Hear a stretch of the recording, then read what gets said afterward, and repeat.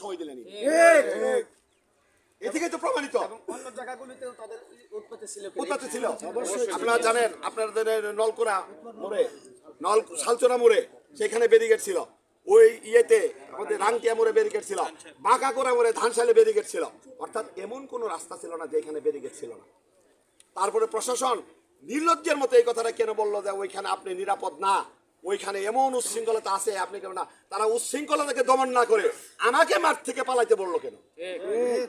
আজকে প্রশাসন আবার আমাকে চিঠিও দিয়েছে যে আমি প্রশাসনের কথা শুনি নাই। প্রশাসন যদি প্রকৃতপক্ষে চায় আমাদেরকে মাঠ থেকে পলায়ন করার জায়গা দেখা যাবে, আমরা মাঠ থেকে পালিয়ে যে কাউকে ক্ষমতার যাওয়ার সিঁড়িটাকে আগলা করে দিব, তাহলে প্রশাসন ঘোষণা দিয়ে বলুক।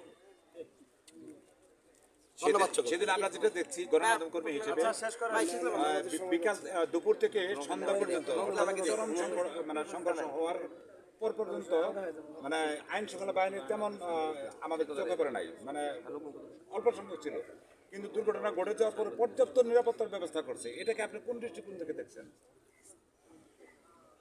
ধন্যবাদ আপনাকে, সুন্দর একটা দিকে আপনি দৃষ্টি দিয়েছেন। ঘটনা হলো যে কথায় আছেন আমাদের গ্রাম্য ভাষায় চুর গেলে বুদ্ধি বাড়ে, অর্থাৎ চুরকে চুরি করার সুযোগ দিয়ে পরবর্তীতে আমাদের নিরাপত্তার ব্যবস্থা করার জন্য যা আমার মনে হয় একটা ক্যামেরা ট্রায়াল ছাড়া এটা একটা ক্যামেরা ট্রায়াল ছিল।